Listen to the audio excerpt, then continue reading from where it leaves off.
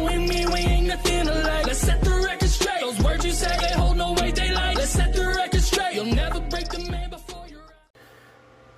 Hello everyone and welcome back to another diecast review, a custom diecast review actually. Now I keep forgetting to say custom diecast review because normally I don't do diecast reviews very often, but I figured I'd kind of switch that around a little bit. So first things first, you can hear a fan in the background probably. I think it's really light, but you know, you can still kind of hear it, so if that bothers you I apologize. It gets really hot in here sometimes, so 9 times out of 10 I have to pause my recording in order to kind of take a breath and put the fan on me to, you know, kind of make it a little easier, I guess. And I don't want that fan right on me and then have it blowing into the microphone, into the camera, and, you know, causing a whole, like, distraction. So I'm trying to avoid the loudness and try to avoid a death at the same time. But anyway, back to the diecast.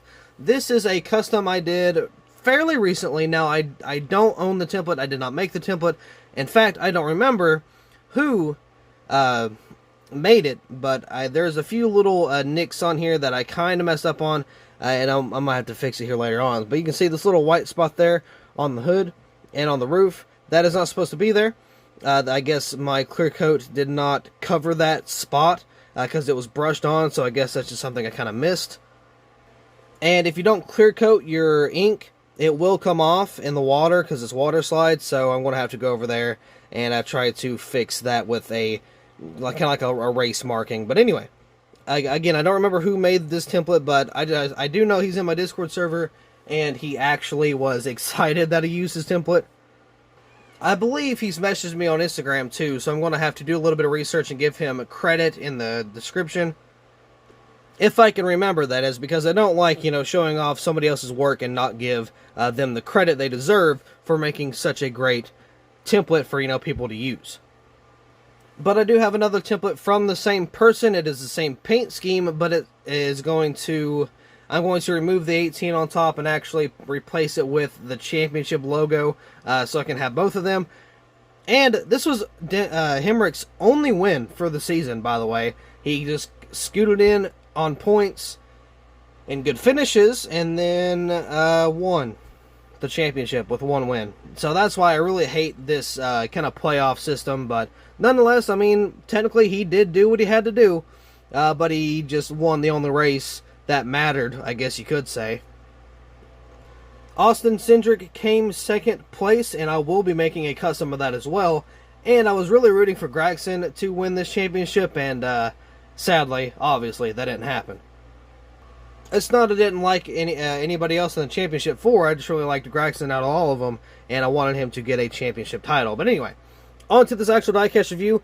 If you were asking if I planned on selling this, no, I do not. 1, I don't have permission, and 2, I like to have it for the collection because I like my race wins, and same thing for the Xfinity car, or yeah, the Xfinity Championship car. I'm not going to be selling that either, so yeah, there's that. I did pick a Joe Gibbs box. Obviously, they do not have a Hemric box because he didn't have a Supra in the car, or in the series, so I had to make a Jeff Earnhardt IK9. It's still number 18. So it's it's a 2021 Supra, but still, it's a Supra nonetheless. So anyway, let's go and get into this diecast review, and I'll take a closer look at some of the detail I've done on this car. But I will mention, this side right here, that's actually the template, so we'll talk about that here in just a few minutes.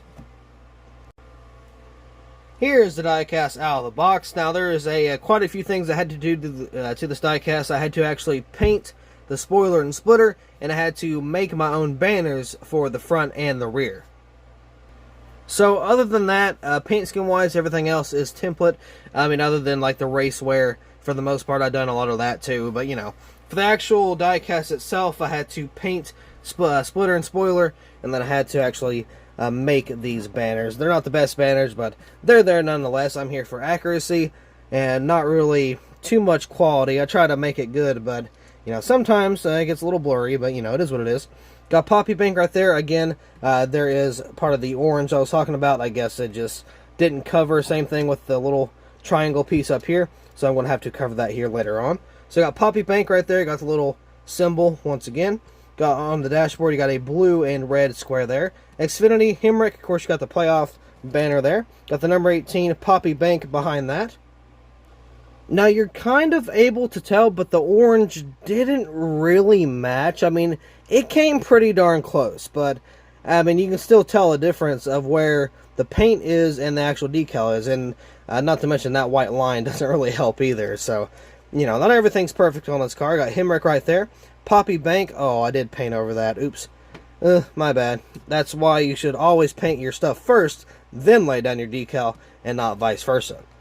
So here, of course, you got that black spoiler back, or black, yeah, that's completely black. I was looking at the back end. We got the red spoiler back here. It's not as bright as I would like it to be. I'll probably have to get a different paint here soon. So you got the Supra taillights back here. You got Supra, got the Toyota logo there. Poppy Bank, Toyota, got the 30 years for Joe Gibbs. I believe that's what that was. And then you got the 18 there. Of course, you got the fake exhaust pipes because, you know, Xfinity Series sucks when it comes to that. Here's the good side. Now, there's nothing on the quarter panel, but you can see the Poppy Bank above the wheel well. You can see that, you can definitely tell there that the orange doesn't match. You got Daniel Hemric, got the Toyota thing there, and then you got these just super rubbed out tires. Like, these tires are just completely toasted. Now, you can see the whole bunch of donut marks. That is from Cindric and Hemric kind of getting into each other there at the very end, coming to the line. You can see you got some contingencies down there. Got the 18, again, super marked up. I did paint over, you can kind of tell. I did try to paint over the lines to kind of make it look a little more, you know, race used, I guess you could say. So yeah, I tried to do a little bit of detail there. Got the round of 4 on the A-post. You got the Xfinity Series Mobile 1 AARP, or just AARP actually. I got the Goodyear right there. Again, you got another worn out tire. You got Simpson Sunoco there, and I did have to put on the headlights on the actual template myself, so that was the only thing I added to this actual template itself. You can see the front here, it's just completely dirtied up. We got a whole bunch of race wear and whatnot on the front end here. I actually don't mind the super molds in terms of making customs, because a lot of them suck. Like the Toyota Camrys, they suck just with, you know, how they are. But, you know, these aren't too bad. Got the race used up tires here. You see you got some more. Got the rookie. Oh, I didn't even see that on this side. You got the Rookie of the Year contender, even though, yeah, he's not a rookie. So, you know, it is what it is, I guess. Got the number 4 there. You do have a window net down. I added that myself. Of course, you got a little bit more back here. You got a little bit of fuel spillage, just, you know, for a little bit of detail. The interior is painted. You can see the silver there. And again, we already talked about the dashboard. And you probably won't be able to see it, but on the other side, to brighten it up a little bit, there you go. You can tell that the steering wheel, the gear shifter, and the roll cage on the interior is also painted. So that's for the exterior detail. Now let's kind of take a look at the underneath here, the undercarriage. It's the same thing we always do. Of course, you got the red gas tank back there. You got the exhaust, which are black also. You got these little things up front here. Again, I still don't know what they are, but those are also painted black. You got the brace for the transmission and drive shaft. That's black. The transmission and drive shaft itself is silver. Then, of course, you got the rear axles, which is also black. And then you got that little red thing kind of poking out there, too. And not to mention, I actually painted the axles on all 4 sides. Or not all 4 sides, but all 4 of the tires. Just to kind of have it blend in a little bit. But this is probably one of my favorite race wins ever. Now, they did offer this in the 1/64 scale, and it got canceled, sadly. So, if Lionel does not make, because they have not made the 2021 ones yet, but if they do not make this in... Like, I can see it being in the Authentics line, but obviously it got canceled in the Gold Series, so if it's in the Authentics line, I will, in fact, actually get that one for the collection. I will put the banners on it. I won't black out the interior or anything. I won't do any of the extra detail, like I won't put the window net down and stuff. But I will throw the banners on, and I probably should mention that this car in person was a lot lighter than it was on camera here. And that's because, you know, my templates are... There's something you can't really put Dayglow on. Yeah, you can kind of put it on there, but at the same time, you can't really print Dayglow. It's really hard to do. So it's going to be a kind of a more dark orange in person, even though it's kind of a brighter orange on camera, but it's actually a really light orange on the actual racetrack. So if Lionel were to actually, for some miracle, make this car in the Authentics line, we would do the side-by-side comparison, and you would probably see the horrible difference between the color, but at the same time you would see my detail versus Lionel's detail, which obviously I think I kind of take that podium on the whole detail thing for some NASCAR diecast. I'm telling you, man, if for whatever reason I could run Lionel Racing, I absolutely would. But that is not the topic. Actually, this video is over because I believe that is all we have to talk about for this custom diecast review. So thank you all so much for watching. I hope you all enjoyed, and I will see you in the next video.